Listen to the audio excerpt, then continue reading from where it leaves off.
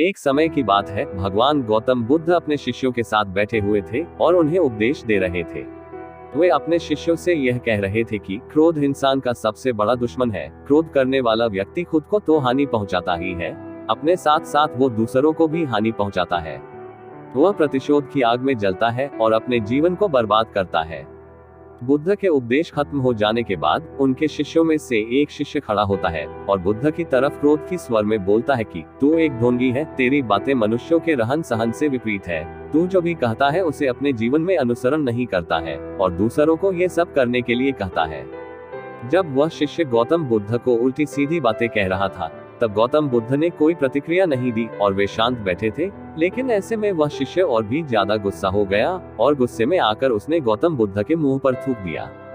इसके बाद भी महात्मा गौतम बुद्ध को गुस्सा नहीं आया और वे शांत थे। उन्होंने अपने चेहरे से थूक को साफ किया और वह चुपचाप बैठे रहे। ये सब देखकर उस शिष्य को समझ नहीं आया कि वह क्या करे। गुस्से में आकर वह उस जगह को छोड़कर चला गया और अगले दिन अपने घर पहुंच गया। जब वह अपने घर पहुंचा, तब तक उसका दिमाग शांत हो चुका था। दिमाग के शांत होते ही उसे इस बात का एहसास हुआ कि उसने कितनी बड़ी गलती की है, उससे पाप हुआ है। वह खुद को मन ही मन कहने लगा, यह मैंने क्या कर दिया? मैंने महात्मा बुद्ध का अपमान किया है। ऐसा पाप मैं कैसे कर सकता हूँ? मैंने बहुत बड़ी गलती कर दी है। मुझे जाकर उनसे माफी मांगनी होगी। ये कहकर वह तुरंत ही गौतम बुद्ध के पास चला गया, लेकिन गौतम बुद्ध उस स्थान पर नहीं थे। ऐसे में वह शिष्य उन्हें खोजने लगा। जैसे ही उसे महात्मा बुद्ध मिले तो वह उनके पैरों पर गिर गया और उनसे कहने लगा, मुझे माफ कर दीजिए, मुझसे बहुत बड़ी गलती हुई है। मैंने आपका अपमान किया है। मैंने ये बहुत बड़ा पाप किया है। ये सब देखकर गौतम बुद्ध ने उससे कहा, शांत हो जाओ, क्या बात है, मुझे बताओ, तुम कौन हो? गौतम बुद्ध के ये पूछने पर वह शिष्य चौंक गया। वह सोचने लगा कि महात्मा बुद्ध मुझे कैसे भूल सकते हैं? मैंने तो उनका अपमान किया था। ये सोचकर उसने महात्मा बुद्ध से पूछा, मैं वही शिष्य हूँ जिसने कल आपका अपमान किया था और आप इतनी जल्दी मुझे भूल गए? महात्मा बुद्ध ने उस शिष्य से कहा, मैंने तो पहले ही वह स्थान छोड़ दिया है और तुम अभी तक वहीं खड़े हो। तुम्हें अपनी गलती का आभास हो गया है, तुम पश्चाताप कर चुके हो। अब तुम आज के दिन में जीने का निर्णय लो। यदि तुम बीते हुए कल की बातें याद करके परेशान रहोगे तो तुम्हारा वर्तमान और भविष्य दोनों बिगड़ेंगे। तुम अपनी गलती से सीखो, उसे दोहराने की जगह आज को सुधारो। हमें कल की बातों को कल में ही रखकर आगे चलना चाहिए। वह अच्छा हो या बुरा, उसके बारे में बार बार विचार नहीं करना चाहिए। मैं बीती हुई बातों को पीछे छोड़कर आगे चलता हूँ और ऐसा ही हम सबको करना चाहिए। महात्मा बुद्ध की यह बातें सुनकर वह शिष्य और भी ज्यादा प्रभावित हुआ और वह उनसे बोला, मैं आज से आपकी हर बातों को माना करूंगा। उस व्यक्ति का बोझ उतर गया। वो बुद्ध के चरणों में गिर पड़ा और उसने अपना क्रोध छोड़ दिया और क्षमा का संकल्प लिया।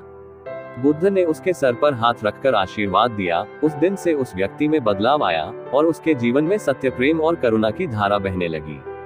दोस्तों, इस कहानी से हमें ये सीख मिलती है कि क्रोध करना इंसान के लिए सबसे खतरनाक है। यह मनुष्य का सबसे बड़ा दुश्मन है जो उसे बर्बाद कर सकता है।